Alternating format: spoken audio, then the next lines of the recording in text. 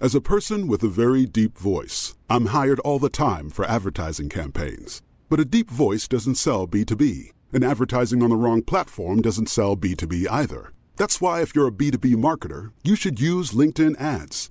LinkedIn has the targeting capabilities to help you reach the world's largest professional audience. That's right, over 70 million decision makers all in one place. All the big wigs, then medium wigs, also small wigs who are on the path to becoming big wigs. Okay, that's enough about wigs. LinkedIn ads allows you to focus on getting your B2B message to the right people. So, does that mean you should use ads on LinkedIn instead of hiring me, the man with the deepest voice in the world?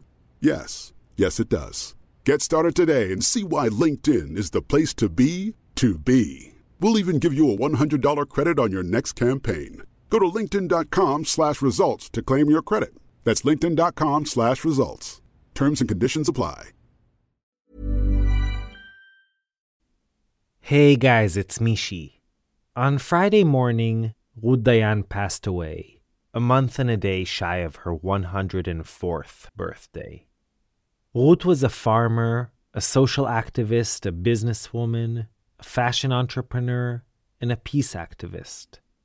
For 37 years, she was the wife of Moshe Dayan, and till the day she died, she was the matriarch of the clan often referred to as the Israeli Kennedys. Her story was, in many ways, the story of the State of Israel.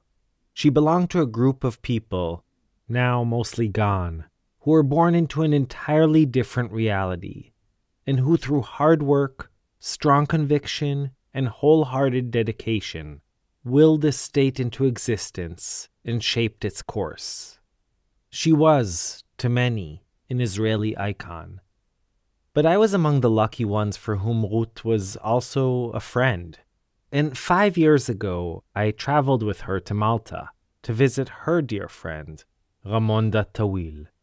Today, in celebration of Rut's long, meaningful, and impactful life, we replay this story of an improbable friendship between two women who came from the most prominent dynasties in the region. Families that, for decades, were more often than not on opposite sides of wars, military operations, and violence. From our 2016 episode, Besties, here is R&R.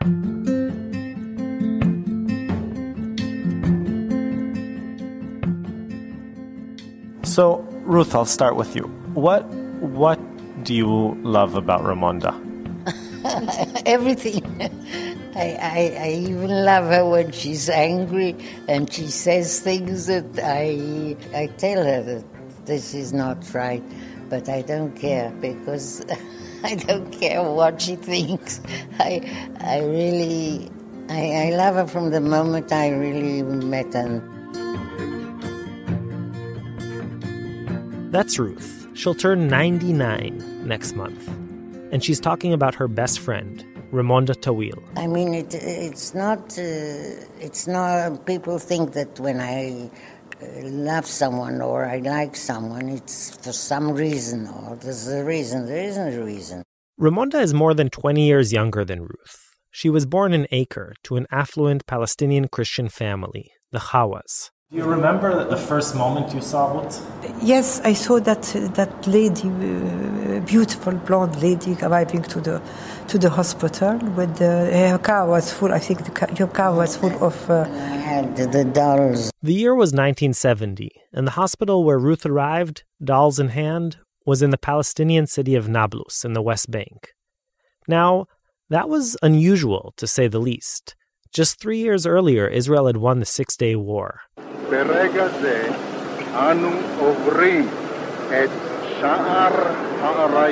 During the war, Israel had conquered the Golan Heights, the Sinai Peninsula, the Gaza Strip, the West Bank, and East Jerusalem. There was total euphoria in the country, almost messianic euphoria. Jews returned to Jerusalem's old city, prayed at the Kotel, the Wailing Wall. It was here that Israeli troops acted more like tourists than fighting men, obviously in awe of their surroundings. And the territory of the tiny Zionist state was practically tripled overnight. Military generals were lauded as rock stars.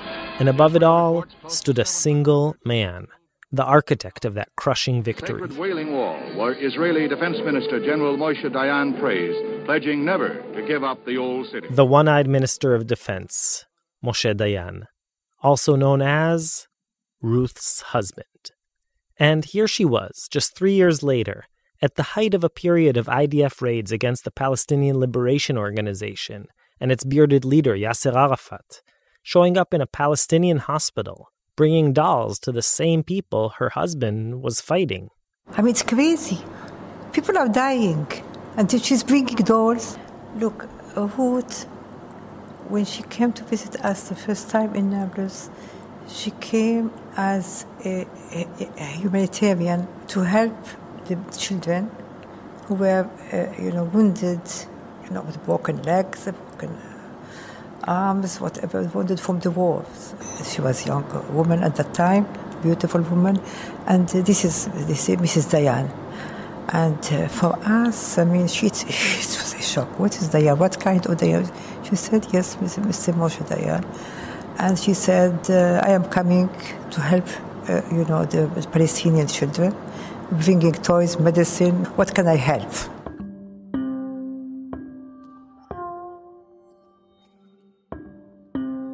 I was outbursting, shouting, God, not her, we don't need your help. Look, the maimed, the children, the hospital, the corpses.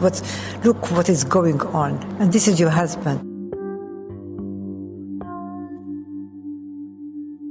We told her, stop the war, stop the war, stop the war. Go and tell Dayan, stop the war, stop the killing. And she said, she asked, what do you need? Medicine, what do you need? Medical, what do you need? Equipment, what do you need? She said, we have no electricity. People are dying in the hospital. We have nothing. She had tears in her eyes. So this was our first time I met with Dayan.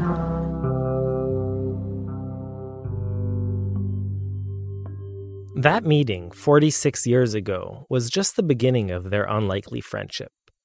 Over the years, they would meet regularly, mainly in Raimonda's Nablus and Ramallah living rooms, where she liked to play the role of hostess in a sort of local version of a grand French literary salon.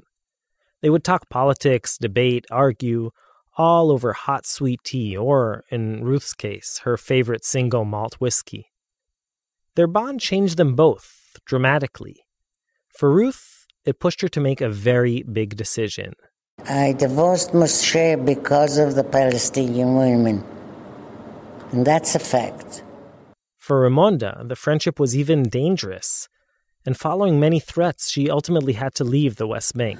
People have been killed for a kind of this friendship. My life was threatened all my life. So did you ever think that being friends with Ruth could get you killed? Of course. Of course. Yeah. What do you think, I mean? Just say with Dayan? It's easy? Well, the difficult thing was it wasn't always very popular, and it still isn't, for a Palestinian, especially Palestinian nationalist, to have an intimate friendship with an Israeli. And in this case, the Israeli was the wife of the great General Moshe Dayan. That's Anthony David, a writer whose book about the two ladies, An Improbable Friendship, just came out this fall. We caught him in New Orleans in the midst of a book tour. Ruth is considered the matriarch of the country. She's the Rose Kennedy. She's not only a woman in her own right who has accomplished a great deal, but of course she was the wife of Moshe Dayan and the sister of the former First Lady of Israel. And she also has children who are among the most prominent people in the country, including Asi Dayan, who is the Brando of Israel. The handsome, dashing, brilliant filmmaker, writer, director, producer.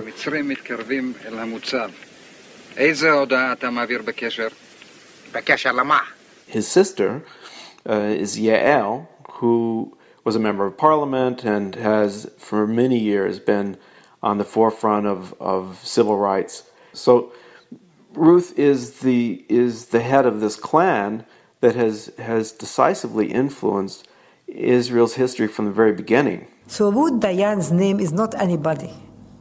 Rut Dayan's name, even if she's divorced, whatever she is, He is the conqueror of all the Arab countries. Sinai, Jerusalem, West Bank, Golan, whatever it is. He is the enemy. But Rut Dayan is not like this. Rut Dayan is not Dayan. But she carries a very heavy name. Ruth? I don't know.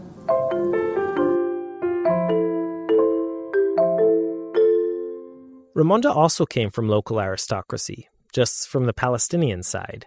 The Hawa family has been in the country in Israel-Palestine for 500 years or more. Extremely wealthy family, Christian family that owned much of the Galilee, including a castle and villas in Acre and Haifa. When she was a little girl at the age of 8 in 1948, her family lost all of its property. So she carried that with her. In the 70s and 80s, she was this beautiful Jane Fonda of the country who was defying the occupation. And as if all that pedigree wasn't enough, Raymonda became very closely connected to the top Palestinian leadership. Of Raymonda's 4 children, Suha is one, and she, in 1991, she was moving between Paris and Tunis when she met Yasser Arafat, the chairman of the PLO, and they got married in a secret ceremony. That's right. Moshe Dayan's former wife and the mother-in-law of his arch-enemy, Yasser Arafat, are besties. Yeah, they're best friends, and they have been for decades. Since Raymonda is no longer living in the region, she's living in Malta and other places in Dubai, they speak over the phone quite often. They recently met in Malta, and they maintain a very close friendship. And they share most of the values they share, even though they quarrel occasionally. How do you become friends with your enemy, basically? No, we fight. We fight. And we don't speak a lot for months sometimes. And as if on cue, they got right into it. This time about the number of Israeli women at some demonstration in Nablus. Don't think that if a woman from Tel Aviv went to speak in Nablus, that Nablus will. Women. What are you talking? What is 100 women? You will demonstrate 100 women in Nablus? Never. Yes. Never. I challenge you. I know, but this is Nablus. You don't know Nablus. It can't be. I'm sorry. No, it's okay. But you understand me. I mean, I am not saying that it's not true what you said, but I said maybe it is a small group. It's always a small group. Yes, but maybe. No, but not in that's the. why I say I'm not political. I'm not like you. When I scream and get my anger at her, she is better than anybody in the world. She does not react with grudge. She never reacts with grudge. When I asked why there aren't more Ruths and Raymondas, both ladies sighed. They've been around a long time, the two of them. They've seen hope, and they've seen despair. They remember different times when Jews and Muslims and Christians could get along. Now, they're worried. Today, it's not like that. I don't think in Tel Aviv there's anyone who speaks to an Arab. Today, I don't believe in anything. You see demonstrations of 20,000 were against the occupation. What happened? Nothing. Nothing moved. Nothing moves today. And so I can't feel what she feels, but I am so angry that we haven't learned in 60 years to be like human beings.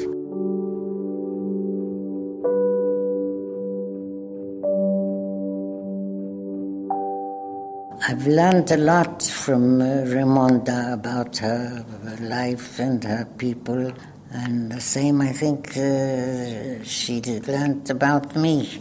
If we had Mrs. Dayan, governing the country, we would have peace since a long time. She is everywhere. She's helping everywhere. She goes to the Galilee, she goes to the villages, she goes to the camps, she's everywhere. Rut Dayan the sweetest, the kindest, the most human.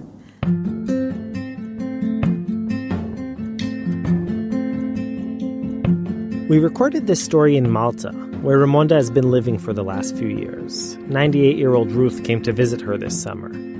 They were sitting on the couch, and when they weren't wagging fingers at each other, they were holding hands. As difficult as it is, history, power dynamics, fear, wars, intifadas, all weighing on this friendship, there's something very simple about it. They're just two women who happen to love each other.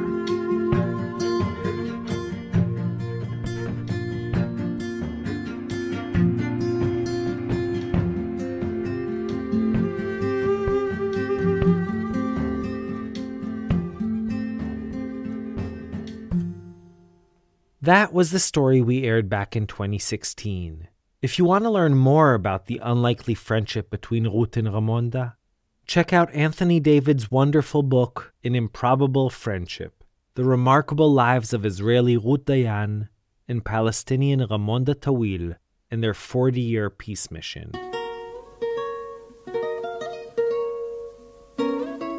So farewell, Rut. You were the best storyteller I ever met. I loved you very much, and will miss you tremendously.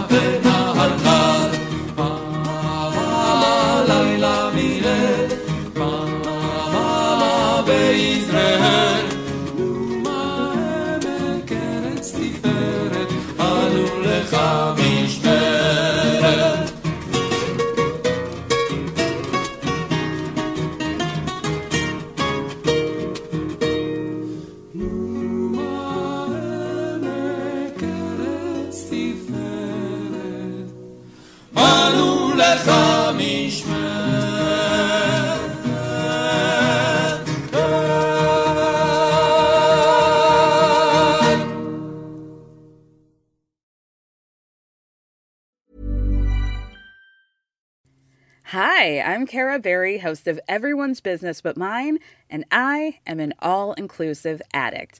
Enter Club Med, the best all-inclusive for you and your family. With resorts worldwide, from their family flagship resort, Club Med Punta Cana, to their only mountain resort in Canada, Club Med Quebec, they have everything you need to relax.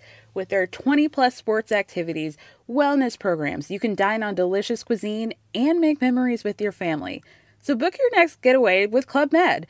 Visit clubmed.us or call 1-800-CLUB-MED or your travel advisor.